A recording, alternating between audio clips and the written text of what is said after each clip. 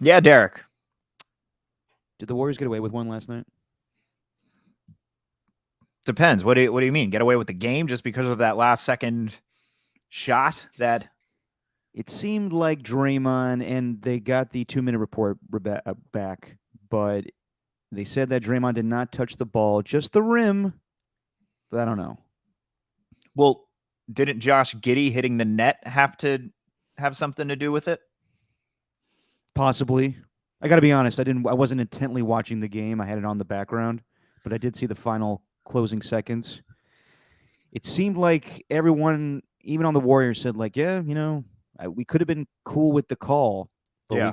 we got the call, so we'll take the win. Which, hey, 5-1, nothing to argue about. But I did think you could have made that call, but whatever. I think they got more away with one during that Kings game, to be honest.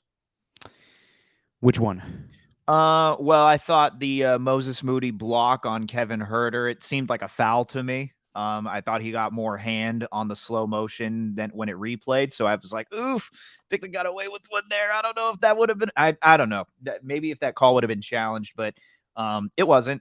And then Klay Thompson definitely pushed off, and that could have been called an offensive foul, but they're not going to do that. Yeah. With the time running out. So I think they got more of a way with one from the Kings, because last night, I mean, Fitzgerald and Kalena were making the point that, well, Josh Giddey touched the net first. So if he touched the net, that means that the point counts. So I don't think the Warriors got away with one. That got away from the question that I was going to ask you to kick this off. Oh, by all means, sir. I mean, I'm the one usually asking questions, so feel free. There's one logo where it's an animal and it's facing to the left. There's one logo in sports. Which one do you think that is? The Eagles. Damn it. There's You more knew than it. one? No, No, there's that was not. it. That's the only one. Jesse asked me that the other day, and I couldn't even think of it. Yeah, no, because I always think of the bird going to the left. What she's looking at? What? Oh, okay. My delivery sucked. Good God. I love Jesse giving you critiques in the middle of the She always is, man. She delivery came out, sucks. She's like, she came out. She's like, she comes out the bedroom. She's like, your intro's way too loud. And then she flipped me off and then just walks back. Hey, you know what? She's a good producer. I do the same thing to Adam Copeland. So, what's going on, everybody? Welcome to Just Your Opinion, man. Stephen Langford, Derek Papa. We will talk some football today, obviously, because we are getting ready for NFL Sunday, and quite a good one compared to last week, I would say. A lot of games last week, but I would say a lot of really good matchups. This week, we got quite a few, so we'll get to those. But real quick, so much was going on last podcast that we didn't get a lot of time to dedicate it to what was going on in basketball. And the Warriors have been extremely impressive. 5-1. They really didn't get away with one last night. I'm being ticky-tacky with what went on, but in reality, they've earned every victory that they've gotten so far. They're 5-1. I think they're definitely different than a season ago already. Draymond will tell you the chemistry is better. I wonder why.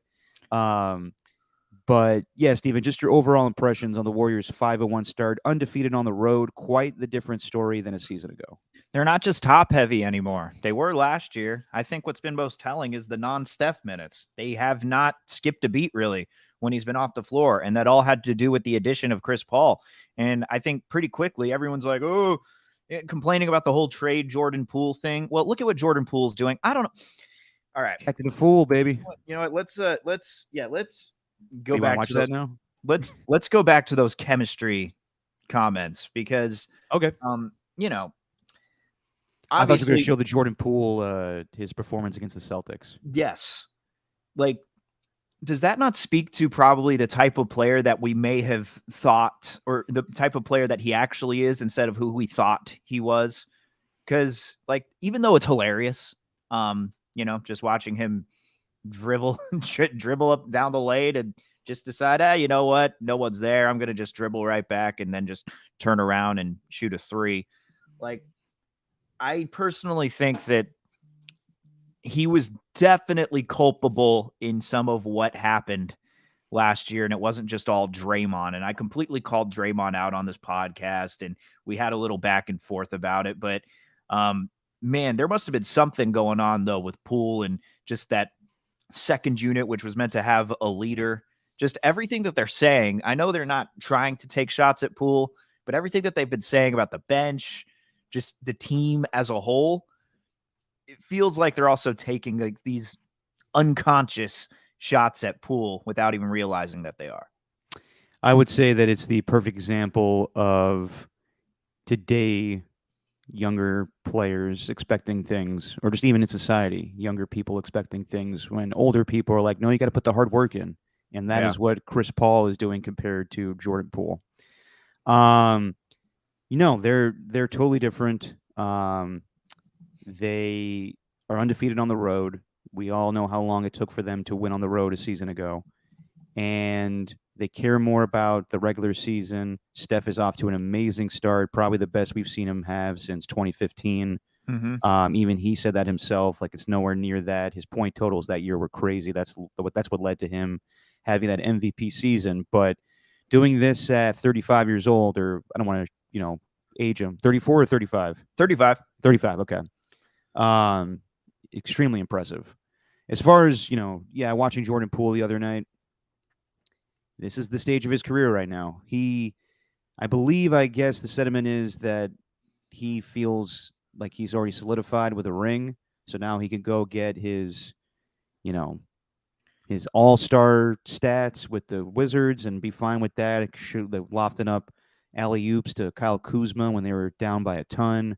Down 20, throwing it off Yeah, the glass. Like, what the hell are you doing? Porzingis blocking him. Like you do what you want to do, man. And again, I don't know if he wanted this. He probably does. He wants the freedom, doesn't have to deal with Draymond and all that stuff. But I hope he has a great career. But it's clear he didn't fit with the Warriors mentality. And Chris Paul does at this point in his career. And so does Jonathan Kuminga, and so does Moses Moody for the time being. As far as last night's game, about as much defense as in an all-star game, but still very entertaining.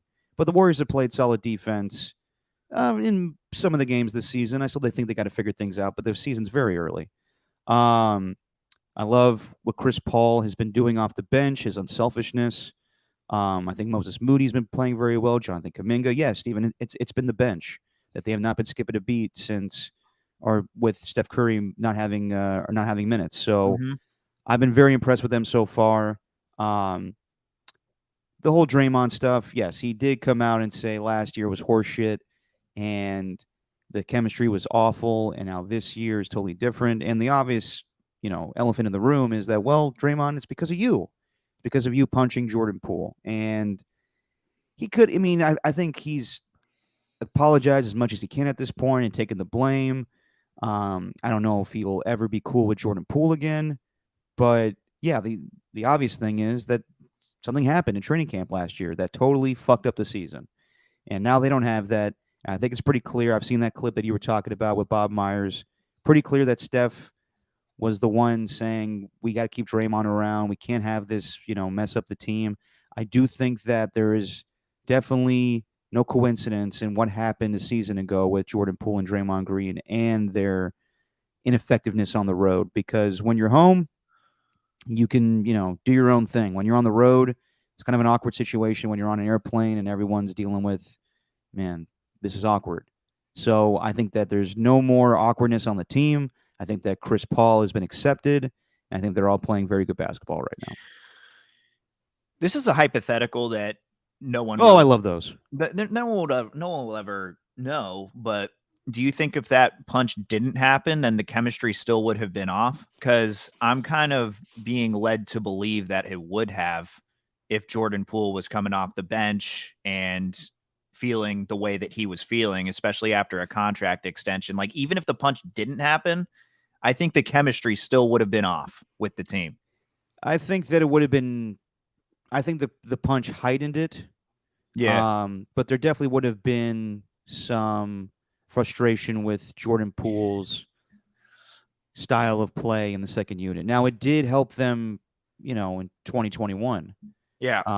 So I don't know. Yeah, it's a tough hypothetical to answer, but it feels like, in a way, even though he didn't do it the right way, but in a way, Draymond kind of ripped the Band-Aid off early, so to speak. And maybe through the season, if like a punch didn't happen and they were just going through the motions, maybe something would have happened mid-season, like at practice where, like if the punch didn't happen, then there would have been something maybe that happened in the regular season where we didn't know about it and there's something that going on with the team and the chemistry's lacking, but we don't know why. And it would have been a total mystery. And then Jordan would have probably been traded and we wouldn't think anything less of Draymond than some people do after that moment.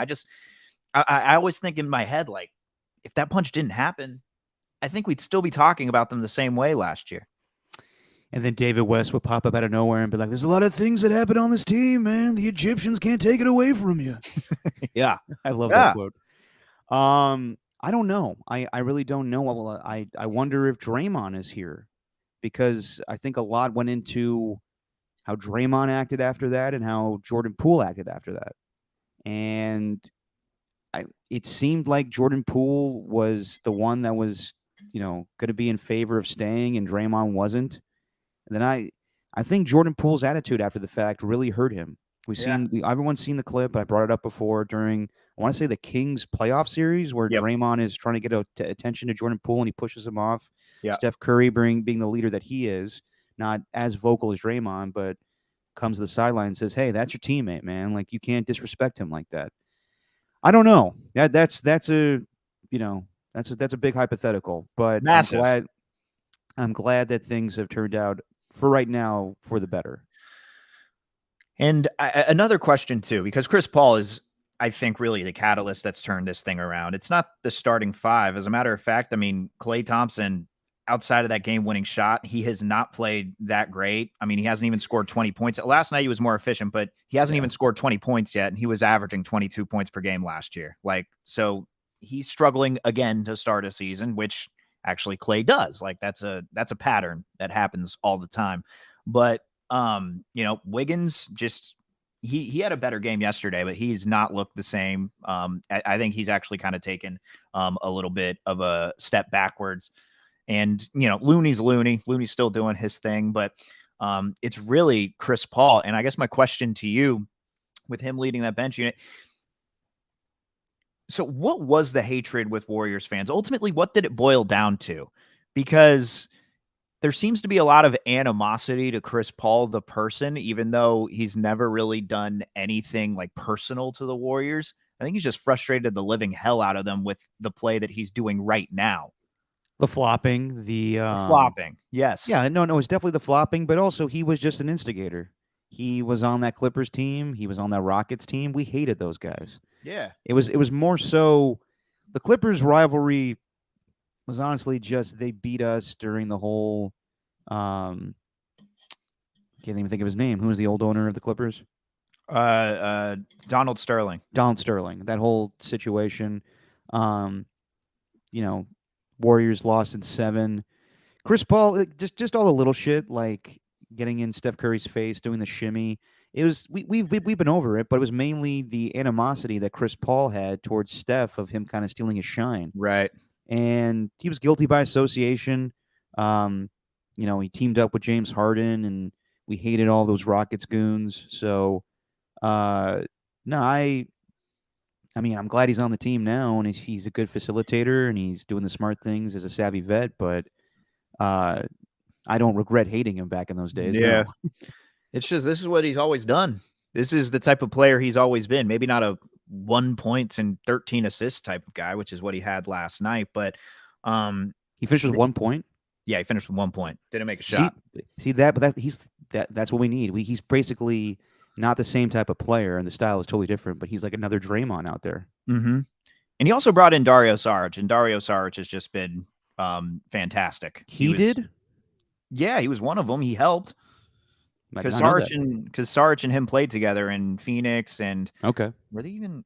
They weren't together in Oklahoma City, but yeah. So I think that helped. That's kind of helped where those two understand each other, and that's really what solidified this bench, and that's why they've gelled so quickly. It's because these two guys have played together at least for a little bit. Because Saric got hurt that year with the in 2021. I think he got hurt in the first. Did he get hurt in the first game of the playoffs? I think he did. I'm not even sure. I think he tore his ACL. But yeah, so everything's clicking right now, man. And I think they're going to be a scary team moving forward because Clay can play better, Wiggins can play better, that starting five can play better. Although I don't think they want to give up 139 points to the No, the Oklahoma defense City needs to Thunder tighten again. up. Yeah. The defense needs to tighten up. And just go back to Jordan Poole for a second. I mean, yeah, I do wonder if the style of play would have got to them after a while, because if you listen in an interview with, you see the interview that Andre Iguodala did with JJ Redick? No. He sat down and he was like, I mean, Jordan Poole was a big factor in us winning the championship. At the same time, I told him to his face, if you fall down again with no one touching you, I'm gonna kick your ass. What is this ridiculous behavior you have on the court where you're just like, dude, just be under control, just play calm. And they were like, JJ and him were kind of laughing at him. Like, there were a lot of people in the Warriors locker room were like, what is this guy doing? Is it all about him? Is it more about the team? That, to go back to your hypothetical, Steven, eventually it would have probably blown up. Mm-hmm. If it wasn't Draymond punching him, it would have been him being too cocky and him saying the wrong thing to Steph or Steve Kerr. That's a big assumption to make, but he's very young. He got his money and has his ring. Wish nothing but the best for him. But yeah, it probably would have blown up eventually. Statistically, last year was his best year so far. He's only averaging 17 points per game. Last year, he averaged 20. Last year, he But stats shot, lie, and you definitely know that. numbers are numbers. What is, yeah, exactly. Numbers are numbers. You have to actually look at what goes on. Numbers don't lie. Yeah, that was a dumb show. Was that a show on ESPN?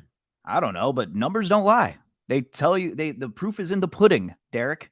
Do you honestly believe that, or are you just trying to get my goat? I absolutely believe that because I'm not watching many Wizards games, but I can assume that the reason they suck is because they gave Jordan Poole the reins, and right now he's just doing whatever he wants.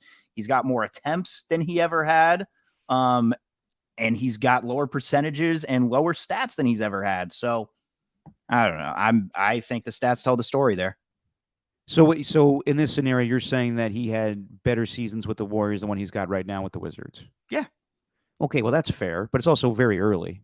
It is very early. He didn't have the talent. He doesn't have the talent currently on the Wizards that he had with the Warriors. Mm-hmm. I was told he's going to be averaging 25, 30 points per game when in his new role, now that he's doing whatever he wants. And I'm not seeing it yet. Just saying. I honestly do not care. I wish nothing but the best for him, but whatever. Mm-hmm. As far as the Warriors in the West, obviously they have competition with the Nuggets, who I think have the same record. Are they 5-1 as well? Yeah. Okay. Then there's a ton of trades that went on this week in the NFL, but one that happened before all of that was James Harden going to the Clippers. And I didn't think that they were actually going to do this, but in the end, they do make the move. It's PJ Tucker and James Harden going to the Clippers, and then I don't know who comes back in return for the 76ers, but quite a haul. Do you think the Warriors are now going to be threatened by the Clippers in the West with the addition of James Harden? No, not at all. I think they're more threatened by the Nuggets, and right now the 100%. Mavs. Pelicans are playing well. Like Zion looks good. I'm more threatened by those guys. Like I'm not going to be scared of a team that features. I'm not going to be scared of a team that looks like someone's 2014 fantasy basketball team. Like that's what the Clippers are right now. It kind of feels that way, and I don't know how this is going to work. Kawhi Leonard is definitely not the same player that James Harden is, and the mentalities are totally different. He's all about winning. James Harden's all about scoring. And you definitely set this up to be an awkward situation when you, in your introductory press conference, say, I'm not a system player. I am the system. Going like a la, fucking Reggie Jackson, like I'm the straw that stirs the drink. When you're on a team with Kawhi Leonard and Paul George, you are the third fiddle. Like this is what the deal is. You are a system player. Like this is off to a bad start in my opinion. I don't know. A lot of we've had Mark Spears and Marcus Thompson on this week talking about the trade, and both of them brought up. Did you see the video when James Harden comes in the locker room and says hi to Russell Westbrook? Yeah. Apparently, it's all fun and games, but some people are like, there's some undertones to that where James Harden and Russell Westbrook say to each other, you stay on your side of the locker room and I'll stay on my side of the locker room. And it's kind of like, ha, ha, ha, but not really. James Harden wanted to go back to LA because I think that's where he's from, but I don't see how he fits in. And I don't see them being a threat at all. I think they really worsened their team now. I like Kawhi Leonard. I know that everyone gives him shit for not playing as much, but I do think he's legitimately hurt. He has been for quite some time and just guts through it. Um, yeah, I don't see how this helps them. If anything, I think it hurts them with how selfish of a player that James Harden is. And with his comment, once again, he is my jackass of the week. So why are they adding another guard? I don't see the need to do. I thought Terrence Mann and Paul George were just fine. Like, I don't understand why they even needed to make the trade, though I think the 76ers got kind of fleeced on that because they did acquire PJ Tucker, which I think any team can use a PJ Tucker type. But as far as the players on there, though, like individually, I got a lot of respect for who they are and what they've done. Like Paul George, one of the smoothest scorers we've seen in this generation. Russell Westbrook, about as athletic as anybody has been over the past couple of decades. Sure, he might pad his stats, but just as a pure basketball player, the guy has known how to get buckets in his career. Harden's James Harden. You know, I think his personality has kind of hurt his reputation has kind of hurt how we've viewed him on the court because he's still a very, very good player. There's a reason they're paying him 35, 40 million. But as a team, am I threatened? You know, if I'm the Warriors, am I threatened by them? No, not at all. Yeah. No, I see them middle of the tier now. I would have thought maybe more of them, but now that they made this move, I'm like, Yeah. 5, But 6 playing team. But I mean, if Dallas continues to play that they're the way that they're playing, I think we saw a very good team in Oklahoma City last Yep. night. Their starting five. I mean, that starting five is about as good as any young starting five in the league. Keyword there, young, because they're very young. very young, but man, they are talented there. And rumor is now that they've offloaded James Harden, the 76ers may look to acquire Zach LaVine to go to the 76ers. So something to keep an eye on for all you hoop heads out there. Well, I mean, the Sixers are faring just fine. You know, Kevin O'Connor wrote an extensive piece on the Ringer about just how they look without James Harden and how they the head coach of the Vikings? No, Kevin O'Connor, not O'Connell. Oh, I know. Yeah, he wrote this extensive piece on the Ringer, which kind of outlined how they're a different team without Harden, and they're much better without Harden. And I think they can only improve from there. Look, getting rid of Harden's square one. Like that's where they got to start. The fact that they added him back, or that's Daryl Morey brought him back with him from the Rockets to the Sixers. Mm-hmm. That just set them back. I think this is a new turn for the 76ers, and for the Clippers, I think they're just. I don't know. I think they're just trying to acquire as many pieces as possible because they kind of know this thing's running out. But I do think Tyronn Lue is a good head coach, so maybe he can make it work. Now he's definitely coming to his own since the Cavaliers days, but Mm-hmm. I'm not seeing them as a threat. Despite, oh, sorry, go ahead. Well, I mean, like you got a lot of weirdly good teams right now coming up in the Western Conference. Wembanyama is a game changer.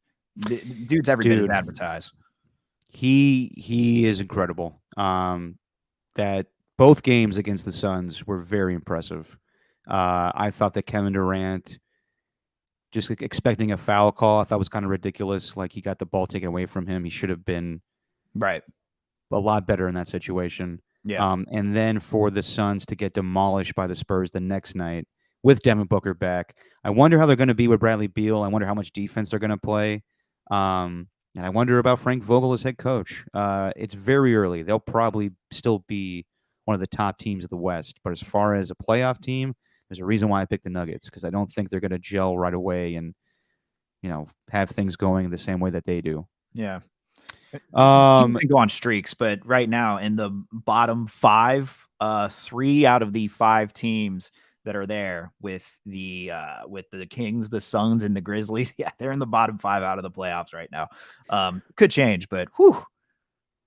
Real quick, Dieter Kernenbach made this point yesterday when he was filling in for Papa Lund. He wonders about how post LeBron, Steph, and KD will be perceived with NBA audiences. And what he's really saying is Wembanyama is very impressive, but isn't enough to entice an American audience because he's not American. There is a perception out there that we gravitate towards, well, it's not really a perception, it's kind of reality. We gravitate towards the American players such as Steph Curry and LeBron James and Kevin Durant because Hmm. they're from here. When we get more players like Giannis and Luka and Victor Wembanyama, they are very impressive to NBA fans. But as far as a mainstream audience, there may be a disconnect there. And some people bring this up with Shohei Ohtani. I don't really know the answer to that. It could be the case. The other, like I was talking about this with Adam Copeland, he was like, well, what about when Michael Jordan retired for 2 seasons and then Akeem Olajuwon became the face of the NBA? My argument was Akeem wasn't. It was Shaq in that Right. short period of time. So I don't know if he's right. And Jokic, yes, is another name there. Thank you, Ernie. But I do wonder about that. Like the NBA has its struggles right now, and that's why they're doing the in-season tournament. Are there going to be a mainstream audience that's interested into these foreign players? I think there can be a disconnect there. No one can really know the answer to that because we have to take a survey of every NBA fan throughout the United States and say, hey, would you rather have an American player or a non-American player be the face of the league? Like, I don't know. Yeah. My guess is, though, with how patriotic this stupid country is, yes. Yeah, or how stupidly patriotic this country is. There we go. I wanted to word that differently. Country's great. Freedom. Happy Jesse, he phrased it better for you. Yeah, I needed to phrase that better because this country's great, but at the same time, like we are just out of this world patriotic for no reason. So I think on that level, but I also think on another level, NBA fans are weird because they're all about rings, you know? Yeah. And once those guys move on, who are the ring guys? Do you know, like Giannis, we're always Jokic. arguing. I guess Giannis and Jokic are those guys, but we're always arguing over like Steph and LeBron and Kevin Kawhi. about rings. It's rings, rings, rings. That's what drives us to watch. Like, But it's more of an individual thing. It's not the teams. right. It's the players. But Ernie says here, Wemby's different though. I feel he could be. I think he could. Because like this dude's just different. And if he stays healthy and bulks up, I think people will be watching that like, oh, this is a superhuman. Yeah. Like this guy is this dude's just different. And I love the way that Durant put it after the game. Isn't it nice when, Durant actually talks to the media when they ask about basketball and they didn't have to, ask them about some sort of what his future destination is or where he's going. It's actually pretty pleasant when they ask him about basketball things. But the way that he talked about Wembanyama, he's like, yeah, you can compare him to me because he's tall and he's skinny and he could shoot. But the truth is, you can't compare him to anybody. He's so unique that he's going to be the one that people compare other players to because he's just going to carve out his own lane. And I love how he phrased that because I think that's where Wembanyama's headed right now. In that post era, though, I think it's going to be more about the rings that drives the conversation. It's going to take a while. It's going to take a while to bring like the casual basketball fan back. I agree we asked Marcus Thompson this, and he just said, I think Wembanyama will go above that because he is, in saying this, in a nice way, he's just a freak. And the way that fans are going to perceive him and most of America is going to perceive him is this is unlike anything we've ever seen before. Kind of the same way that Shohei Ohtani is, where he pitches and bats. It's just going to be unique and different.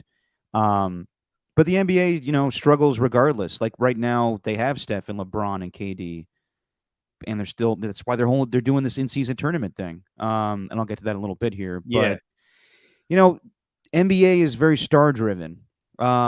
Like the NFL this year, great numbers. People are watching. They always will. No one really cares that Tom Brady retired.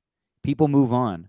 So it's just interesting. I think there will be an adjustment period, but I will say that Victor Wembanyama, the hype around him will cause more intrigue, and I think people will just be glued to their TVs because he's just something we've never seen before. Yeah, I agree. But they also got to get deep into the playoffs, and with your Tom Brady point, luckily the NFL had Patrick Mahomes just to take over, and this dude was just nonstop winning. But football's never going to lose popularity. It's football. Exactly. What was the other point? Oh, and you're also seeing why ESPN is sharing this stuff with a relentless effort because people are getting really frustrated. It's like, oh, if Wembanyama, I don't know, let's just say let's just say if Wembenyama does what Ernie's doing this morning, let's just say Wembenyama's enjoying his morning breakfast, ESPN would post about it, right? like they post about everything, but it's the long game. They're trying to generate the type of intrigue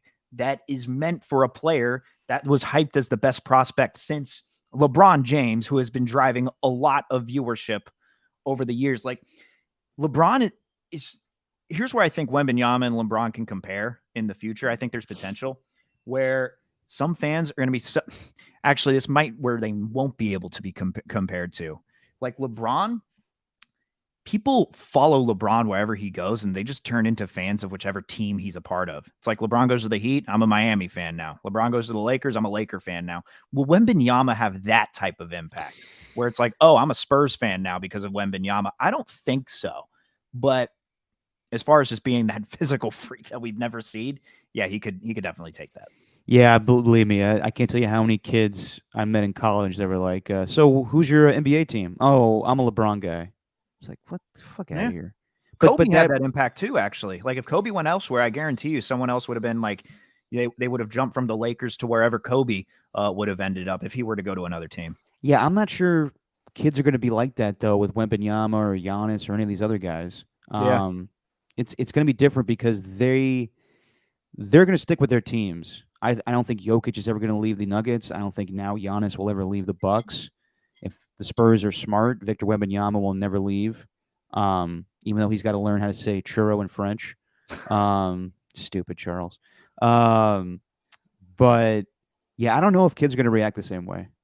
I think you have Steph Curry fans. That's what I'm talking about. I think there is kind of a mentality that we grew up with, you know, when LeBron was coming up. It was, despite the fact that Victor Wembanyama is very hyped up, LeBron James was not. It's not even close, in my opinion. Him being on the cover of Sports Illustrated when he was in high school, compared to what Victor Wembanyama has been, I don't think it's even close. I know that his potential is way more than LeBron James, but as far as just the hype, I think it's totally different. His games were shown on ESPN back in the day, like 20 years ago.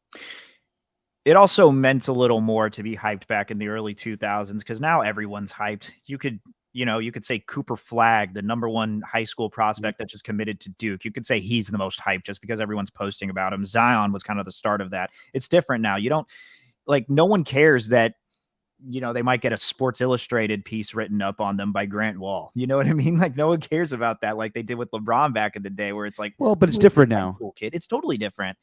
But I think being hyped like just meant more back in the day. It's weird. It's so weird how it's transitioned now. And RIP to Grant Wall, but I remember that piece with him wearing that Irish jersey on the front cover. And it's like you don't really have that anymore. You don't, because there was only one source of media back in the day. It was your television and the internet to some degree, but now we are over, saturated. Exactly, with different, here's Victor Wembanyama on TikTok. Here he is on Twitter and all this. Like, I think some people are like, yeah, I'll see it when I see it. When back in the day on ESPN, it was shoved down your throat that LeBron's gonna be the next great player, and he's lived up to the hype. But yeah, the coverage is totally different, and I think it was something special back in the day, 20 years ago. Now it's like, okay, let's see what he's got. But then everyone's talking about him, like, just different. I think we really, I don't know, we put more stock into stuff like that 20 years ago as opposed to today. Yeah, and maybe like the relatable factor has to come into play too. Like Wembanyama's not like relatable at all. He's a 7'4" guy who's just unbelievable. But Steph, like the reason Steph grew such a fan base is because like his documentary's namesake, he's been underrated for his entire career. And now look at him at 35 years old. He's just playing with as much joy as he did from when he was winning MVPs back in 2014, 2015. Like this dude, he transcends it. And I don't know if Wembanyama can be that guy. I think it's a huge question, but he could be. I'm not the one to have I'm not the one that's saying, oh, if I'm the one that's saying that he's not going to do it, then it's not going to happen. Like, no, it absolutely could. I just don't envision it the same way as I do kind of like with the LeBrons and the Stephs and the Kobes in the past.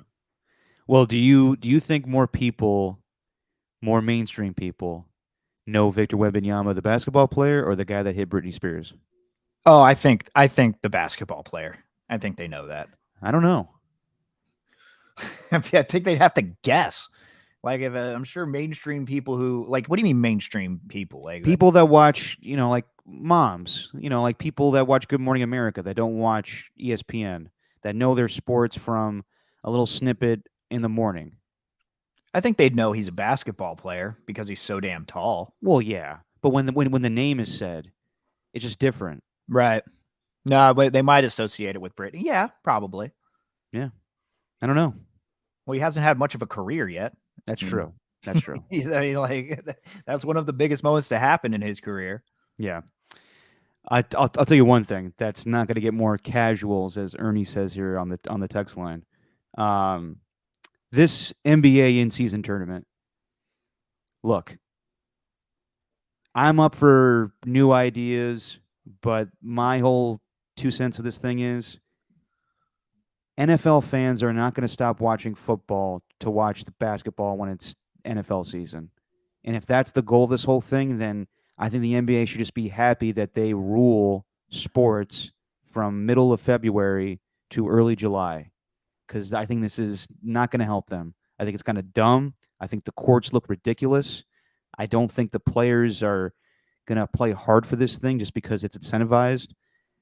I don't see any point to this in-season tournament. I know it just started last night. They got the whole thing. It's a big display with LL Cool J and the Roots doing the intro and whatnot. I don't like it. I think it's dumb. I'll give it more time, but I don't think it makes any sense to do this. I think the NBA should just you're not going to compete with the NFL. Like, this is not going to help you. I think hoop fans, people that love basketball, are going to watch. They always will. The injury designations is supposed to help with guys playing more in nationally televised games, but really that's just to stop from people saying you're resting. So I don't think this really helps at all, and I think it's kind of dumb. I don't really get the incentive for it. But I like it because it is something new, and I actually think when the final is going to be played, we'll be into it, and we'll all be glued to our television screens. I actually think the final will have some intrigue there. I don't think anyone's going to be, thinking of it like the World Series this year, which was the lowest rated TV thing in lowest rated fall classic in TV history or whatever it was. But I think there's some intrigue to it. I don't really understand how players are incentivized other than like, I don't know. Hey, our coaches get a bunch of money. Like I saw, like the coaches are getting an extra $500,000 if they win. But other than that, I don't know. If they're going to do this in-season tournament thing, don't do it with each other. Like, do it with other countries. I don't know. If you're going to try and turn this into a soccer thing, like the soccer has the Champions League. I don't know. But then does it count towards the regular season? No, not at all. Like it's just an outside. Like the Champions League has been around for years and years and years. Like there's no changing that. That's part of the fabric of the sport. This isn't for basketball. Maybe there's something there. Other than that, we get really. I mean, the courts don't even look great. Like no, the courts look ridiculous. I didn't enjoy watching the Warriors play on a Boise State court last night. Exactly. That's everyone's comment, and it's the same thing. It's just bad to the senses. Like I remember like it felt like a bad color rush game. Like remember back in the day when the Bills and Jets were like red and green, and if you were colorblind, you couldn't tell what the hell was going on in that game because it looked like the same jersey colors. It looks awful. I don't know, dude. Like do we really need an 83rd game? Like I know most of these games will count towards the season, but then the championship game will be its own thing that doesn't have any stats towards it. Do we really like if you're the Warriors, you're like, all right, do you really care? Like we're trying to win the actual fucking NBA finals here, not some in-season tournament. Yep. It's just money too. They're trying to generate some sort of more revenue. I don't know, maybe increase the negotiations with their new media rights deal that's coming to its expiration at the end of next year. I don't know. Hey, I got an idea. All right. Here we go. So this is mainly going to be for the video audience and for potential people who are going to look at our social media pages. I want you to give me the face that you had when you were watching games on that in-season tournament on the screen on the in-season tournament. You know what I'm saying? I want you to make your facial expression for the way you were looking when you were watching that game. All right. Because mine's like that. All right. So we both do it at the same time. Then we generate it. We take a photo, and then that we use that. We post it. How are we watching it for the in-season tournament? Are you ready? Sure. All right. Make the face on 3. 1, 2, 3. All right. There we go. We got something to post. Cool. For the podcast audience, we were both looking on like the light was shining in our eyes, like it was just hard to look at. I think I painted the picture pretty well. Yeah, no, definitely. Just 3 seconds of dead air. It's fine. Yeah, I'm not sure how much I'll be digging the in-season tournament. Let's get to some football. Raiders morale seems at an all-time high since the firing of Josh McDaniels. Devontae Adams and Amir Abdullah are playing a nice game of pickup Nerf basketball in the locker room. Devontae Adams is ready to run through a brick wall for Antonio Pierce, which I love that phrase. I'll run through a brick wall for somebody. Isn't the same thing as like I'll jump off a bridge, just like blindly follow somebody? No one would actually run through a brick wall. Be more realistic. All right. Maybe you'd run through like a door or like I don't know, something with a little less. Or just say, I'll do anything on the football field for that man. Yeah. You don't have to say run through a brick wall. I like how people say that they're ready to do that for their coaches too. It's like those coaches aren't talking to you. They don't know you. Yeah. They don't know who you are. They don't care about you. Now, in that same clip, or that same soundbite, Antonio and Devontae Adams does say, this man does not know our offensive play calls, which makes it sound bad, but also just like he doesn't coach the offensive side of the football. Do we even know who's filling in as offensive coordinator now? I'm sure we do. I just haven't got the answer to it. Yeah. Look, I am all for more morale or good morale and just positive vibes and a happy locker room. That's pretty much what every Raiders reporter was saying this week, that this is the happiest that they've looked in quite some time. That's right. What? It's Bo Hardigree, the offensive coordinator who is from the Adam Gase coaching tree. All right. He was the quarterback's coach and was Adam Gase's right-hand man in Denver, Miami, and New York. We'll see how it goes. So yeah, I'm all good for positive vibes, and you may even see Hunter Renfrow involved a lot more. But what is? I mean, like, I want to see it on the football field. Like, just because Antonio Pierce has the guys all happy and everything, to me, this is like, okay, let's see how it happens. And I'm gonna go into it with open mind this weekend. But to me, like, there's no different than Jim Tom Sula coming in for the Niners or Tony Sperano. Like, it's bearing a football. Like, here we go, guys. We're changing the culture. Cool, but is it going to equate to wins? I don't know. So we'll see. This could go terribly, or the guys could be motivated to win. I think at the very least, though, they're not going to be playing with their belts too tight. I don't know if that's like the metaphor to use, but they're not going to be, I mean, as you heard Renfrow, they're not walking on eggshells anymore. Like, clearly McDaniels had some sort of hold on that organization where it's just zero fun. You're going to do what I say. And, they're probably not able to be themselves around a head coach. And, there's certain guys where, they could be a player's coach, sure, but they have to prove it on the football field. Whereas on the opposite end, okay, these guys are going to run what basically seems like a dictatorship, but they don't produce on the football field themselves. Like with McDaniels, that's where it's just going to get sloppy. And I don't think the players believed in him. Right now, Antonio Pierce is saying all the right things, but at the very least, if this team's playing with a little bit of swagger, kind of able to do what they want to do, it does feel like a substitute teacher coming in. Again, I think the effects are going to wear off after a couple of weeks, and then they're going to come back down to earth and realize that what McDaniels and Ziegler built was not that great of a football team. Mm-hmm. Or Aiden O'Connell can just come out and light it up, and maybe they'd start using Renfrow. I wonder, like, Renfrow is he seems to be just very even keeled, right? Mm-hmm. Mm-hmm. Doesn't seem to stir the pot too much.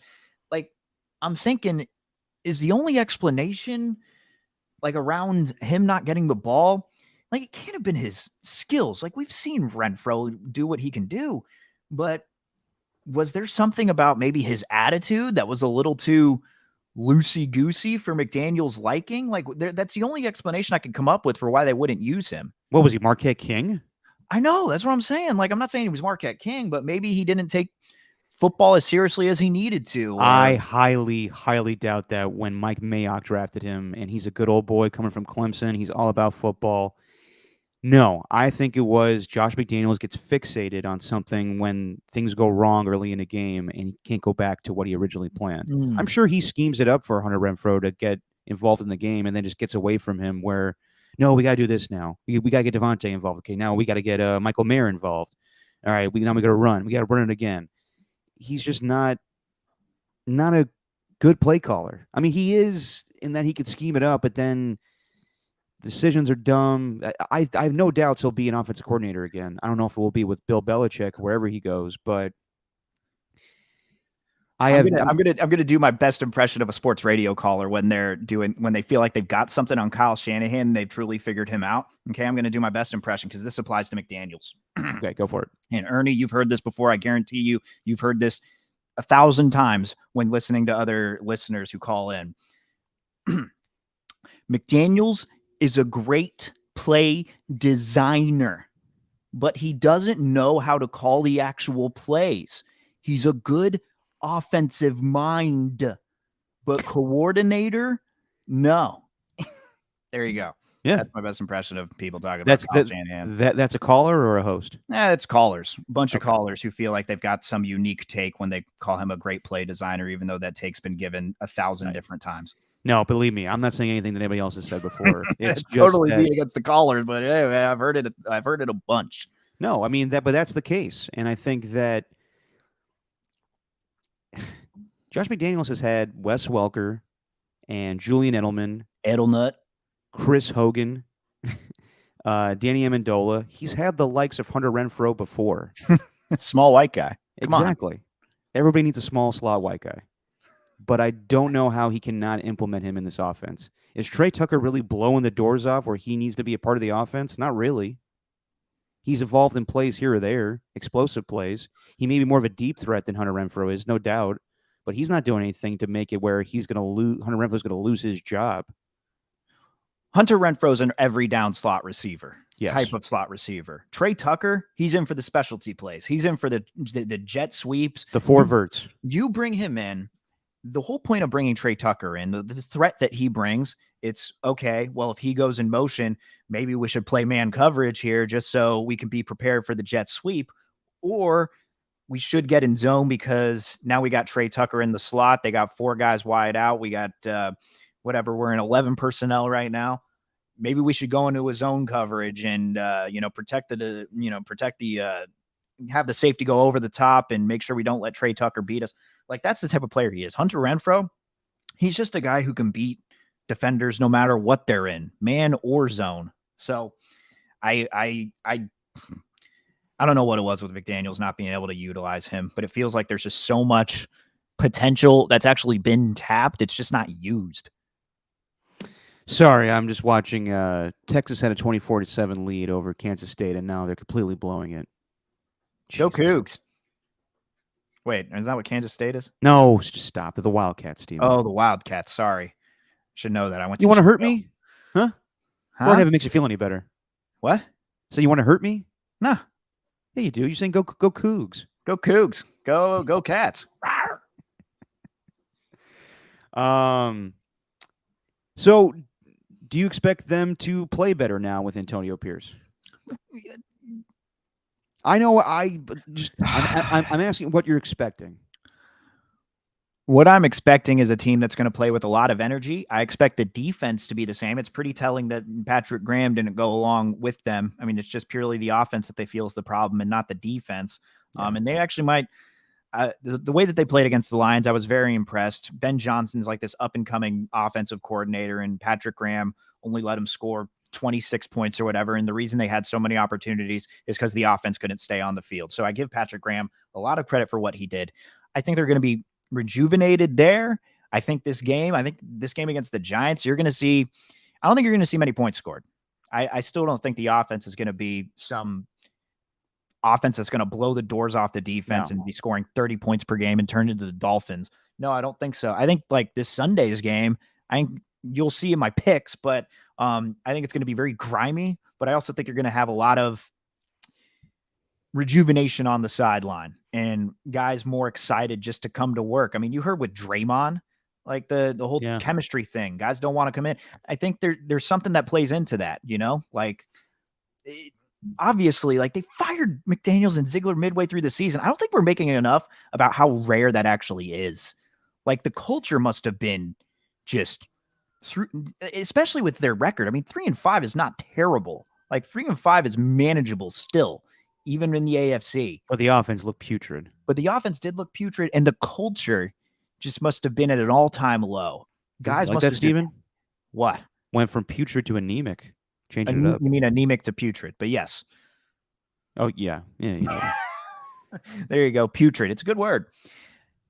But I think the culture is at an all-time high right now. So you're going to be seeing this team have a lot more fun moving forward. And I also think you're going to see some questionable coaching decisions, like when to go for it on 4th down, when to kick the field goal. Yeah. I wonder if Antonio Pierce, he's going to be aggressive. He's going to be very aggressive. It's going to be like we'll see a 4th and 7 on the opponent's, like, I don't know, 35, and he'll probably go for it. Well, Raiders social media wants you to think that everything's just fine and everyone's happy and Max Crosby is good to go. And maybe they could have redone that, that Twitter video that they did with Max Crosby. But hey, that's just me. Yeah, what the hell, man? The social media team needs to be a lot better than that. Like, come on, you seriously, like, I'm sorry, but like the Glenn Kuiper thing, okay? That's live TV, all right? That's live TV, and I truly think they didn't think there was anything wrong with it, I guess, and they just let it go over the air. I mean, they could have probably delayed it, or maybe not. I don't know how it works in the TV department. Maybe they couldn't. But the social media team, you look back at that, and you're just like, yeah, I wonder what happened. Did Max Crosby just quickly take the video, give them the phone? All right, guys, see ya. Just ran off. Then they rewatched it, and then they're like, oh boy, should we go back and get him? Should we go back and make him redo this? Like, what did the social media team do for letting that out? I would have made him redo it. Like, it's not the end of the world. Like, believe me, I've watched it, and it sounds like Max Crosby was close to letting the M-bomb fall out.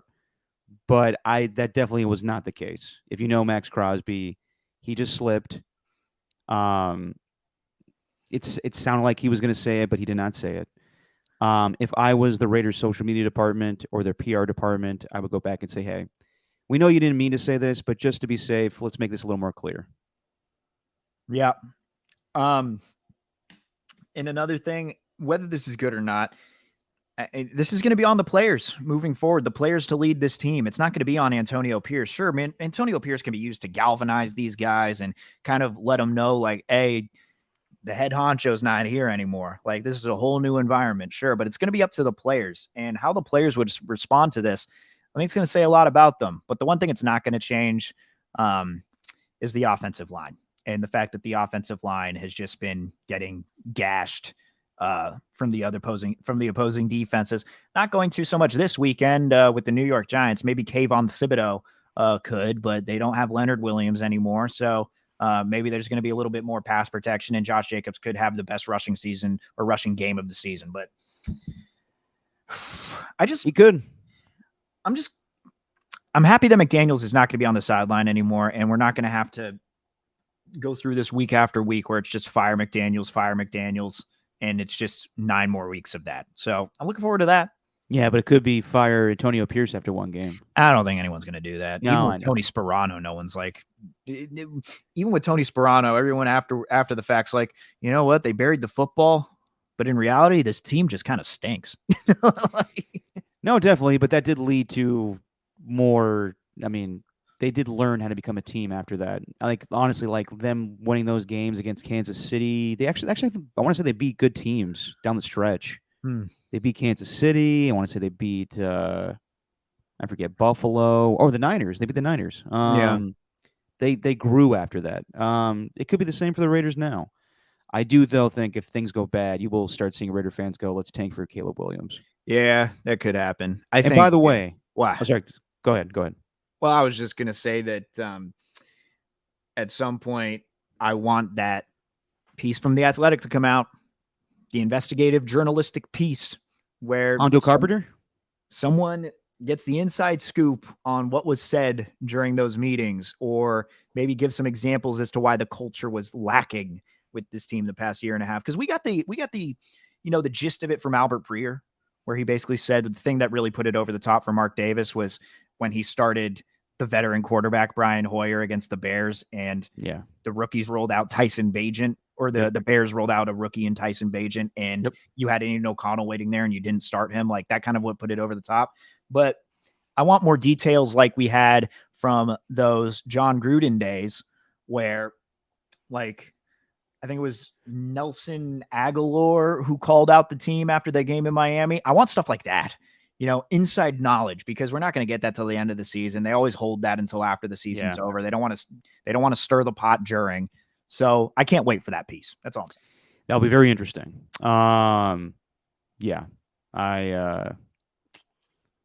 I don't know what's going to happen there, and I forget what I was going to say before I went back to you. I was going to bring something up. But Must have been profound.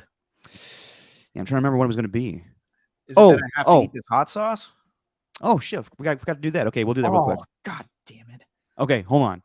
Also, people that are expecting Jim Harbaugh to come to the Raiders, this very well could happen. I actually am kind of expecting it to. But getting more knowledge of what's going on with Michigan and them firing Connor Stallions yesterday, the guy that's been kind of the scapegoat for all this shit, I don't know.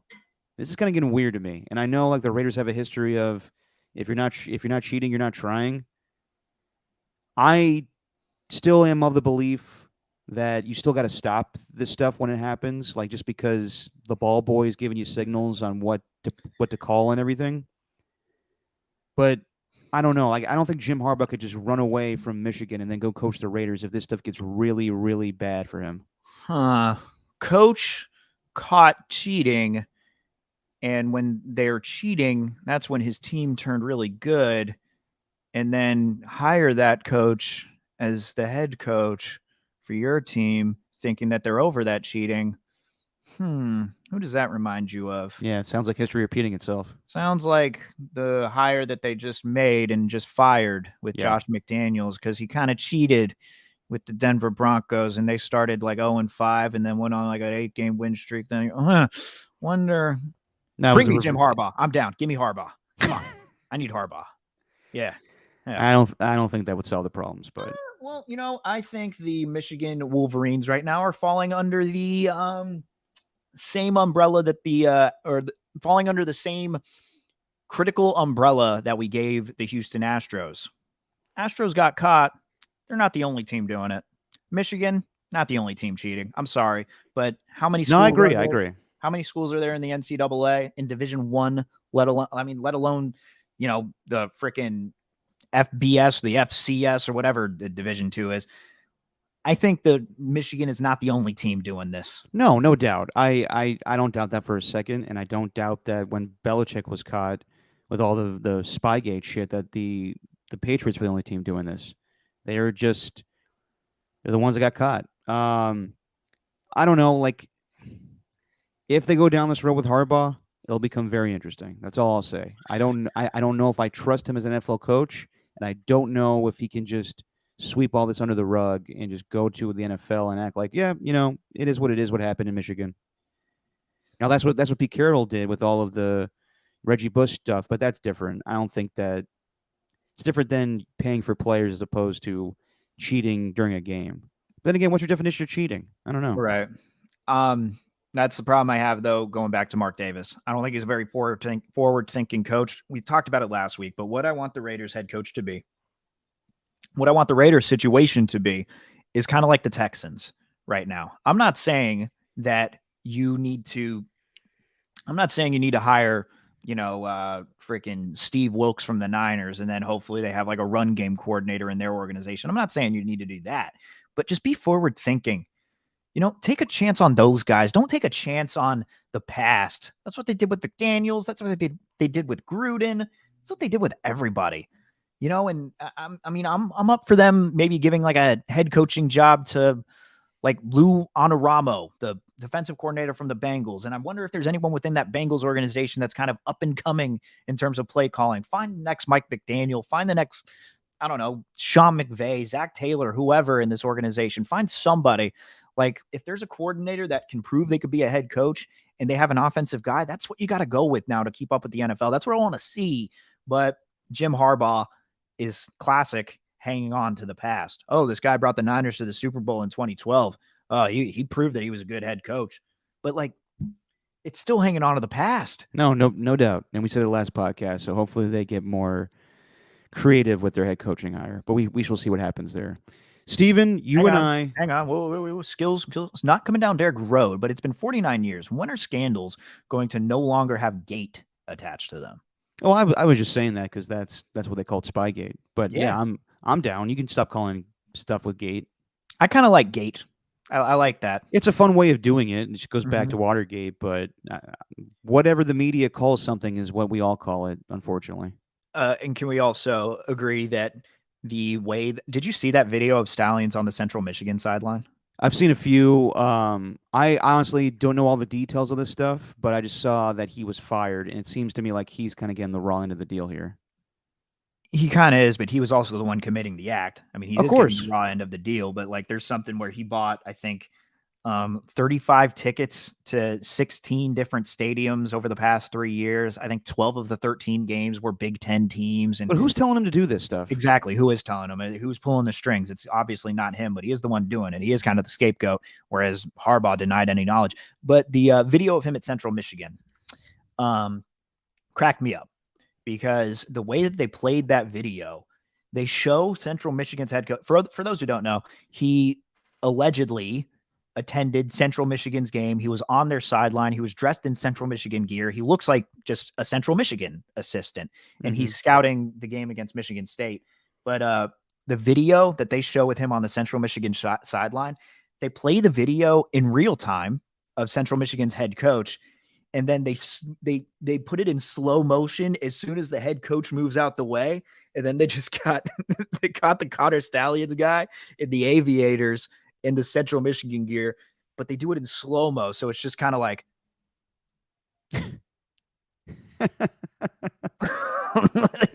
it's objectively funny. If anyone watches that video, it cracks check it out. Yeah. It's just like a slow-mo. It's great. Just him popping up in the background. Yeah.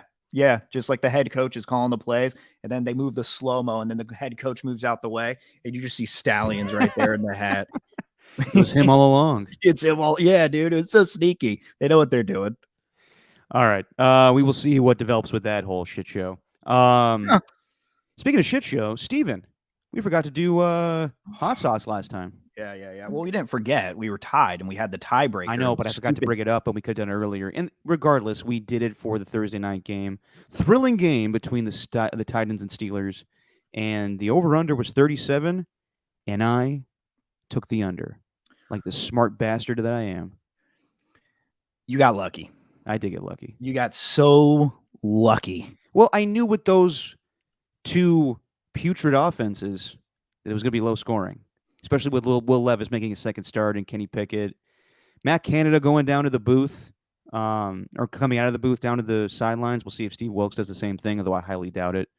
I didn't think a lot of points would be scored to begin with. They're both defensive-oriented teams, so joke's on you, Steven. Yeah, but 2 touchdowns were taken away because the foot was barely out of bounds, and then we had all those penalties. I could have used those fantasy points for George Pickens.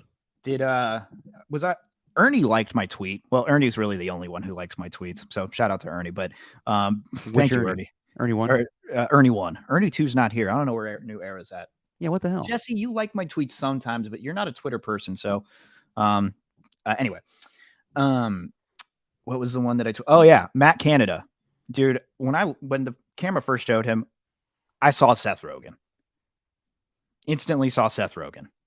I don't know about Canada? From Matt Canada. I might have been the only one. Just because Canada's in his name and Seth Rogen's Canadian? No. Like I searched up Matt Canada, Seth Rogen, and there was one other person in all of Twitter who posted about it. So someone agreed with me. But Dude, with a where hat the on, hell where the hell are you seeing Seth Rogen? with a hat on, all right, on the sideline with one particular view, he looked like Seth Rogen. Okay, with a hat on. With like the scarecrow hat he's wearing? No, with the forwards hat. Hang on, This like hat? let me. Oh, hang on. I got my own link open. No, not that. It's a badass hat. Hang on, Matt Canada sideline Titans. I'm gonna look it up here. Yeah, I'm gonna say you're alone on this one. God damn it! All right, hang on. Okay, He looks more like Michael Stipe, Michael Stipe. Who's that? lead singer of REM. Oh, I think he looks like Seth Rogen in a way. I don't know what the hell you're talking about. All right, fine. All right, I'm the only one. I think you're losing your mind and losing your religion. Jesus Christ. It's the end All of right, the so hold world. on. So what It's the sauce end you of got the today? world as we know it if we're doing REM references. I got chicken. Can't really see it with the sauce, but I got And this is sauce on there. and this is the last dab, Apollo. Yep. All right. I saw a little Seth in the picture that Derek showed, and I agree, Steven, for what it's worth. As long as Skills agrees, it's all that matters. All right? Skills sucking up to you right now. Yeah, shut up. All right, here we go. All right, Steven is eating the chicken, and he's going to go to the great beyond. Another REM reference. Good band, actually. This one really hurt. This one really hurt. Yeah, because All right. it was a total of 36 points. You know Over what? under was 37. Since we're talking about Titans Steelers, can we just go to Jackass of the Week? I gave you mine. I'll explain. I got hot sauce coursing through my veins here. All right, James Harden once again. I think I've given that award to him 3 times. Mm-hmm. So I should actually just rename when I give my award. It's Jackass of the Week / the James Harden Award. Steven, who's yours? The James Harden of the Week. Mine. Maybe it's warranted. Maybe it's not. I personally got a bad taste in my mouth after I read this, and no, I'm not talking about hot sauce. But George Pickens. Okay. His reaction after that game, he had 2 receptions for -1 yards. Oh, don't I know? Had that touchdown taken away, right? For his foot being for his foot stepping out of bounds. Yes. But George Pickens went on to unfollow the Steelers, Kenny Pickett, everything Steelers related on his Instagram. His profile picture was him from high school. And I'm like, okay, if you're Kyler Murray doing this, trying to get a new contract, if you're maybe even Devontae Adams doing this, I kind of get it because you're proven. You're a proven star, and the team's expected to move forward with you. But when you're a year and a half in, he's in just his second year, right? Last year, it was his rookie year. I believe so. Yeah. You're just a year and a half in to your tenure with the NFL, and you're already doing the social media thing just because you've had a crappy season. I'm sorry, but your team is still in it. Okay. You won the game.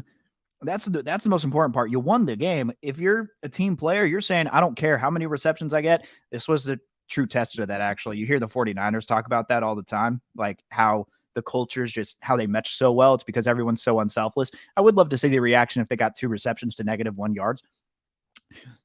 But for a guy to go a year and a half into his career already doing this type of stuff because he feels like he deserves a little bit better, which I do agree. Like Matt Canada probably hasn't used him to his full potential, and he feels like he has more to give.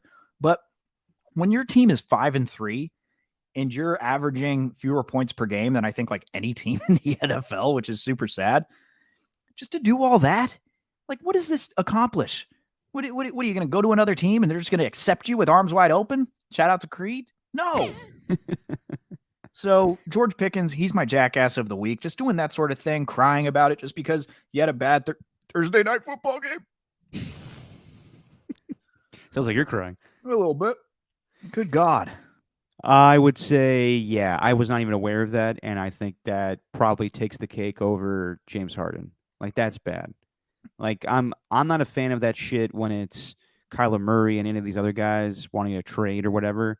But just because you had a bad game, like a few weeks ago, George Pickens, you're making the game-winning touchdown catch against the Ravens. Mm-hmm. This Yeah. offense is figuring things out. Kenny Pickett's a young quarterback. It's going to be quite a struggle right now. So you got to ride out with it. And yeah, you won the game. You Stop won. it. You won. He wrote "free me" on his Instagram Oh, post. stop it. Free me. Yep. Okay, I'm sick of that phrase. Like when Odell wanted to get the fuck out of Cleveland and I was like, free Odell. Stop with the free whoever in sports. All right? No one's being imprisoned. It's professional sports. And let's not act like people are institutionalized in whatever situation they're in when it comes to playing on a team. Stop that. I really can't stand that. I think that's dumb and stupid. Yeah. Yeah. Which is kind of the same word, but it just frustrates me. Dumb and stupid is, dumb and stupid is one's putrid and anemic. You know what I mean? Like you can go with either one. Yeah, dude, I saw that. I'm just like, come on. Like I personally, like, I don't want him to be the jackass of the week. You know why? Because I love George Pickens. I think he's on my fantasy team. You think I was happy with the 2 catches for -1 yards? Exactly. I think he's a great personality. I think he's great for the game. But good God, when you do something like that, you just, in the words of Huggy Bear from Starsky and Hutch, aka Snoop Dogg, you just went down a notch in my book. Yeah, no, exactly. Yeah. Does anyone actually know that reference? Probably not. Dude, 100%. Snoop Dogg as Huggy Bear was actually a pretty good performance. It was iconic. All right, iconic. By the way, do you remember Justin Fargas? Yeah. Raiders running back. Father was the original Huggy Bear. Really? Oh yeah. Wow. It's a little knowledge for you. Yeah, that was my favorite thing. Like when he was going on his run in like 2007, 2008. Mm-hmm. I remember like Dick Enberg and play-by-play guys like, he's the son of Huggy Bear. I'm like, oh. Just like for like awkward like broadcast banter. The scene with him golfing with Vince Vaughn, just all time. I know my grass. Yeah, you know a lot about golf. I know even more about grass. Baller. Yeah. All right. Nobody touches the bear. I liked it when they shot the iguana's tail off. Yeah. And his 2 bodyguards are having like a very intellectual conversation about iguanas and their tails growing back. Your boy shot his tail off. No. That's the thing, man. Yeah. The tail will grow back. It's part of his natural habitat. It's a defense mechanism. I read it in a magazine. What the fuck is a terrarium? A terrarium is a co-natural habitat. Oh, fire. Read it in a magazine. Mm-hmm. All right. Should we pick these games right now, or should we say what games we're interested in this weekend real quick? Yeah, just say what games we're interested in. I think we agree that picking the games takes a long time. I know. Okay. Between the mega games that we got this weekend, you got Miami at Kansas City, which is going to kick off at 6:30, but we get an extra hour of sleep tomorrow, so it's really 7:30. Game happened in Germany. By the way, the Dolphins have been all week in Germany. Mike McDaniel having fun with the German media there. Kansas City just got there yesterday, and Travis Kelce had to answer a bunch of questions about Taylor Swift. You got Seattle going up against Baltimore. You got Dallas going up against Philly. And then you got Buffalo going to Cincinnati. Out of these 4 games, Steven, which one are you interested in the most? Buffalo, Cincinnati. I don't know why. I think those teams, like, as far as why these games are just always so exciting, but it strikes me as one that's just going to be an offensive onslaught. Like, that's why I've taken Cincinnati and the over. I think it's going to be really close. Like, it could be an either or. I don't disagree with your with your Buffalo take, really. I think the Bills could win, but I think it's just going to come down to the wire. And ultimately, it's going to come down to who has the ball last and if they score. And I think that's going to come down to the Bengals. I think they're going to score maybe a game winner type of situation. I think it's going to come down to the wire. So I'm looking forward to that one more than any other. Yeah, this game intrigues me just because while these 2 teams played in the playoffs a year ago, we didn't see this particular matchup in Cincinnati because of obviously what happened with DeMar Hamlin. Right. And it was going to be a huge game, and it didn't happen for good reason. But I'm interested to see where these 2 teams are right now. Buffalo, coming off kind of a mini bye, had their struggles, but they picked up Rasul Douglas to help out in their secondary. Josh Allen kind of dealing with a shoulder injury, so we'll see how healthy he is. Joe Burrow looking healthy a week ago with the 49ers game. But you know, we'll see where the AFC is, because right now everyone says, the Chiefs are the best team, but they had their struggles against the Broncos a week ago. The Jaguars are playing really well right now. This could be the fight for who's the third or the fourth seed or the second seed in the AFC. This game is really important. So I am going to give the edge to the Bills here. You're taking the Bengals. So just to give the details, Bengals favored by 2.5, and the over/under is 50.5. You're taking the Bengals. You're laying the points. You're going over. I think it's going to be a high-scoring game, but I just think that I always lean towards when teams have the buys or the mini buys. And with Buffalo having 10 days to prepare for this game, I'm going to give them the little bit of the edge. And honestly, a little motivation for what happened a year ago. They got bounced out from the playoffs by the Bengals. Obviously, they were there a year ago, and it's going to be probably highly emotional for Damar Hamlin and everybody involved. So it's going to be very interesting, but I give the Bills the edge here. I think the main reason I'm going with Cincinnati too is because just as much as like a team coming off a bye or a mini bye, I like a team their second week coming off a bye week and they look like a totally different team. It's almost like a season reset for the Bengals. So I just think they're going to prove that they're one of the best teams in the AFC. I just think they're going to pull away with the win. And as far as Dallas and Philly, you're taking Dallas to win. Yeah. Main reason, Dak Prescott. Last 3 games against the Eagles, he's 3-0, scored over 44 points per game against Philadelphia, and has 11 touchdowns to 1 interception. So I'm going with Dallas. Interesting. That's why I greened it, because it's like one of my favorites to take, actually. Okay. So I'm going to take Philly. So just to get the details, the Eagles are favored by 3, and the over/under is 47.5. I just think with the Eagles being in Philly, that crowd, the way that it's going to be a hostile environment, Dallas is a very dominant team at home, with the exception of the Week 1 40-0 win against the Giants. On the road, they're a different team. They lost to the Cardinals, and they got blown out by the Niners, obviously. So, and I think that the Eagles, they just need to put together a good game on both sides of the ball for 60 minutes. They have played well, numerous times this season where the offense looks good, but the defense gives up a lot of points. That happened a week ago, especially when they've played, I guess, Washington for 2 weeks. They've given up 31 points, but won both games. I would just love to see a game where the defense plays just as good as the offense. I think Kevin Byard being in there now for a full week may help with the secondary. Yeah. So for that reason, I'm going to go with the Eagles. I'm laying the points with them, and I'm going to go over. Oh, no, I'm sorry, under. I think it's going to be actually a low-scoring game. Interesting. Yeah, I think Dak's just trending in that way. Maybe he'll just have a down game, and I could be totally wrong, but just seeing those numbers in the past 3, just couldn't pass that up. And let's get to the Giants and the Raiders. So Daniel Jones is going to play. Darren Waller, he may make the trip, most likely will, because his wife lives he still lives in Vegas, though, right? Oh, yeah. Okay. So let's see here. What is the situation for the Giants and Raiders? Raiders are favored by 2, and the over/under is 37.5. Mm-hmm. I'll say what I think first. I know everyone is very excited about Antonio Pierce, and they think that everyone's going to play better and be happier and have good morale. I wouldn't be the least bit surprised if the Raiders on the opening drive go down and score. But I don't see it holding up the entire game. I think that despite what's going on with the Giants, Brian Daboll is a pretty good coach, and I think that the Giants defense is actually playing pretty well this season, or lately. So, and I remember this matchup a couple years ago. It was with a different head coach, but Daniel Jones actually had a pretty good game against the Raiders. So I'm just not buying it yet. I think that, I know a lot of people are expecting the Raiders to be motivated and juiced up for this game, but I think it probably will last the first half. And then the Giants come back and show that they're, actually coached by, sorry, for lack of a better term for Antonio Pierce, an actual coach. So I'm going to go with the Giants to win this game. And I think it's going to be a very low-scoring game, so I'll go under.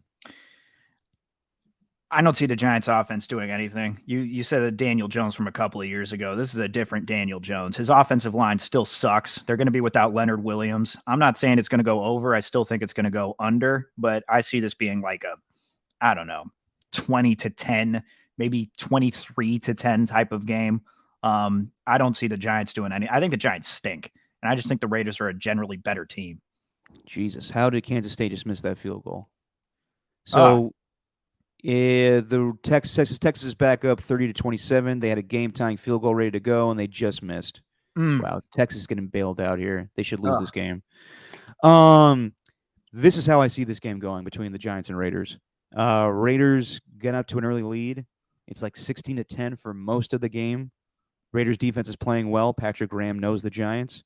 And then last drive, Giants have it. We've seen this a million times. Saquon Barkley catches a pass, screen pass, and goes for a touchdown. They win 17-16, and everyone's frustrated because this is how the Raiders always lose. Doesn't that seem more accurate? It seems a little more accurate, but I don't see that happening because rejuvenated Raiders teams, I think they can actually make the key tackle, which we've seen them do when it's a close game. But you know, whether it's the Packers or the Broncos at the beginning of the season, it just takes one tackle. Now, you think that they could miss that tackle. I think they're going to make that tackle just because of where they're at right now. All right, to go through all of these games really quick, we'll do something called wins or wangs. Ooh. If you have the music. Wait, no, that's the wrong one. There we go. All right, just to go through this quickly. Miami Dolphins versus the Kansas City Chiefs. Steven, are you going to attempt to get up at 6:30 to watch this game? No. Come on, you got to get some extra sleep, and this game's actually good. No, I didn't sleep that much last night. I'm not going to try and just...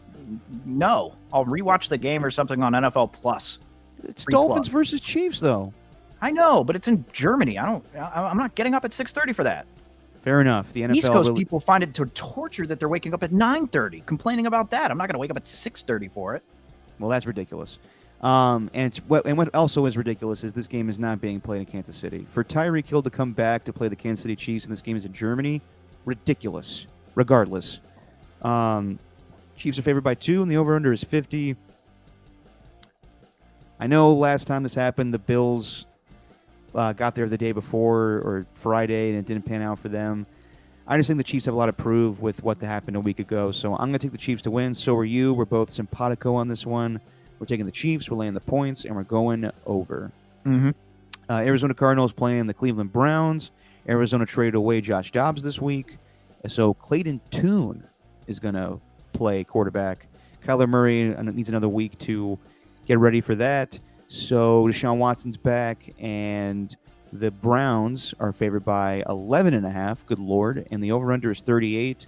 We're both taking Cleveland, but you expect the Arizona Cardinals to cover. I'm laying the points, but I do think it's going to be under. I don't see a lot of offense going with the Arizona Cardinals, and you're taking the under as well. Backdoor cover's coming on that one, just saying. Think so? All right. Mm-hmm. Little backdoor action. Mm-hmm. Rams at Green Bay. Don't know if Matthew Stafford's 100% for this game. I think he may start, but unless I'm wrong about that one. Maybe wrong. I think he's set to start. He's just going to be playing hurt. Yeah, he's got a bad thumb. Packers defense has been playing well, but Jordan Love's just been awful. I do think they win this game, though. So do you. We're both taking Green Bay, and we both think it's going to be under. Green Bay's favored by 3, and the over-under is 38.5. So we both are the same on that one. Yeah, I just think Green Bay is going to be playing for their football lives because really, if they lose, that's truly it for the season. You could stick a fork in them; they're done. I think Green Bay is not going to go away quietly. So, yep, taking them. Minnesota Vikings at the Atlanta Falcons. Falcons are favored by 4 with Taylor Heineke playing quarterback. And I did see what you were talking about last time, Steven, with Arthur Smith basically saying like everyone thinks Desmond Ridder is bad because of groupthink. And then cut to Monday. Yeah, we're benching Desmond Ridder for Taylor Heineke. He called everyone stupid for thinking that he was that he sucked, and now he benched him. It's like, good God, Arthur. I know you got a mustache and the double chin, but you don't have to be that mean. Yeah. I mean, you're giving him a pass because he has the mustache and double chin? Yeah, it's a good look. Okay, all right, fair enough. You got to be confident in order to rock that thing. And so I praise him for the confidence, but you got to treat us like we're low-level scum of the earth. We were both the same on this one. We both think Atlanta's going to win, and we both like the under, especially with, I think, Jared Hall starting for the Vikings. If Kirk Cousins was healthy, I would have taken the Vikings here. But, alas, he is not. He'll be at home with Coop. Seattle versus Baltimore. This is a good one in the 10 a.m. slot. Baltimore is favored by 6. The over-under is 44. I'm taking Baltimore. I'm laying the 6, and I'm going over. Steven thinks the Seattle Seahawks are going to flat-out win, and he's taking the over. Yep. Then we got the Chicago Bears going to the New Orleans Saints. Saints are favored by 8.5, and the over-under is 41. By the way, speaking of Chicago Bears, it finally happened. Montez Sweat got his deal, so it's worth it, I think. He's got to play well, but trading away a second-round pick for him would have been really stupid if he walked in free agency. Now he's there for the long haul. I'm still going to contend that some other team could have paid him $24.5 million a year. Just saying. I think a good team could have paid that money. What team, though, Steven? I don't know, but teams could figure it out. See, man. You're not a capologist. You're not Jennifer Gardner. You don't know how this shit works. I'm crazy. Don't you know that already? We're both taking the Saints. We're both laying the points, and we're taking the over. Mm-hmm. Tampa Bay versus Houston. Houston's favored by 2.5, and the over/under is 40. I'm taking the Bucks because they've had the long mini bye. Almost won that game against the Bills. I'm taking the under. Steven likes the Texans. He's taking the under as well. It's gonna be a grimy game. Gonna be grimy. Washington Commanders without Montez Sweat and Chase Young are going to New England to take on Mac Jones and the Patriots. Patriots are favored by 3. The over/under is 40.5. Both of us are taking the Patriots, laying the 3, and going over. And then we have the Frank Reich Bowl as he takes on his former team, the Indianapolis Colts. The Colts are favored by 2.5, and the over/under is 44. Both of us are taking Carolina to win in the upset, but I have the over. Steven has the under. We told you what we like in the Dallas and Philly game, the Giants and Vegas game, and the Bills and Cincinnati game. The Monday night game, Chargers at the Jets. The Chargers are favored by 3.5. The over/under is 40. Jets are playing pretty good defense these days. However, I think it will just be enough offense to get the Chargers by. So I'm taking the Chargers to win. I'm laying the points, and I'm going under. Steven wants to go over on the 40. I don't know. Stop the song. It's over. I don't know what spurred me to go over on that one, but I did. Forgot why. I think I just scared myself into thinking it could be a 21-20 ball game. I mean, that could be the case too. The Chargers have to play really bad defense because despite how the Jets are winning, they're winning just ugly with defense. Yeah, no, it was purely emotion when I went into that. I was like, I want the under because it feels like you should take the under. It's obvious, you got the Jets and the Chargers, but oh god, what if it's an over game though, and they just happen to go over? I was too scared, so I just went over. Before we get out of here, both of us have seen the new movie Killers of the Flower Moon for a little pop culture catch up. Mm-hmm. We'll review this. Steven, what'd you think of the 3.5-hour epic? Didn't feel like 3.5 hours. The last one where I feel like where I really sat in the theater and I was like, damn, this is lasting a while, was Once Upon a Time in Hollywood. I remember sitting there like, geez, this movie's lasting forever. What's it only been an hour and a half? Good God. This one didn't really feel that way. Little anticlimactic. But I also read the book and it kind of really, or listened to the book, and, or a majority of it. And it really stuck to the book. So, I thought it's funny. It's Martin Scorsese doing a gangster movie, but in, Oklahoma, old times Oklahoma, and it's a true story. So, or it's based on a true story. So I really enjoyed it. I think anyone should go watch it. I think the theater is the right place to watch it. Although we watched it in the Orinda Theater. You been there? No, I haven't actually. It's old as hell. Oh yeah. I mean, I haven't been there, but if you know the route on, going to Walnut Creek BART, you pass it every time. Yes. And you see the sign, it says Orinda, the big thing, but it was kind of cool because it's been there since 1941. And I don't know, again, we couldn't seem to find tickets at the time where we were, but then we looked as we were on our way. We're like, oh, they have tickets for Walnut Creek, whatever. We're just going to go to Orinda Theater, but super cool, super old timey, massive theater. Jesse and I get there early because we're like, oh, they don't have reserved seats. We should probably get there early just in case we can get a good spot. But we got there early and nobody was there. There was only like 8 people who actually went to the theater. And when we were there, it felt like we were going to die. I texted multiple family members and I told them, like, just in case I get murdered, this is where I am, because it's creepy when you go in there on your own and there's like this piano playing that's really slow. It's a very old theater. Yeah. So it's massive. And, you know, it was around Halloween time, watching a lot of horror movies. And I'm just like, this is exactly where people die in horror movies. So thought I was. Movie but theaters? yeah, but whatever. But it was a very pleasant experience. I recommend to anyone in the Bay Area that the Orinda Theater, pretty damn cool. Plus, you felt like you were watching it in like in a theater from the 50s and 60s. So really cool. Sorry, I may be distracted here. Kansas State's facing a 4th and 6 with 26 seconds left. And if the Texas Longhorns defense holds, despite their shitty ways this afternoon, they win the game. So I may do a little play-by-play here because I'm that good at it, Steven. Here we go. Why? Who cares? Nobody cares besides you. I know. I'm sorry. This is me being selfish right now. Okay, 4th and 6. Okay. Kansas State. Oh, they call him timeout. Their quarterback is looking to the sideline. They got I'm 9 going to eat seconds the rest here. of this chicken. Okay, they call timeout. You're spared, Steven. Oh, thank you. Just my 2 cents on Killers of the Flower Moon. Really good movie. And something that I think is actually very important for American audiences to know about. I would have liked a little bit more character development, and honestly, that's kind of hard to say in a 3-hour plus movie. But I feel like things were just kind of thrown at you a little bit. Shit, they picked up the first down. God damn it. Damn it, now I'm distracted. Oh, they're lining up at the field goal. This thing's going overtime. There's a little character development. Not as much as I would have liked. I feel like they really... Nope, Steven's gone. They really didn't develop the relationship between Robert De Niro and DiCaprio, I thought, as far as like him being kind of the dumb, cousin, or I guess nephew to De Niro. It was good, really good, but I feel like the movie could have been much shorter. But that's just what Scorsese does. If he's going to tell a story, he's going to tell every bit of, history about it. So overall, I enjoyed it. And I don't know what happened to Steven. So I guess I'll just leave things to end right there. Thanks for everybody watching. Thanks to Skills. Thanks to Ernie. One of the Ernies. What happened to the other Ernie today? Either way, we'll be back on Tuesday to react to what happens in week 9. I think Steven's trying to get back on here. What the hell happened here? My phone thing ran out of battery. We're here. Well, you're just in time to end the show. So, and by the way, Skills.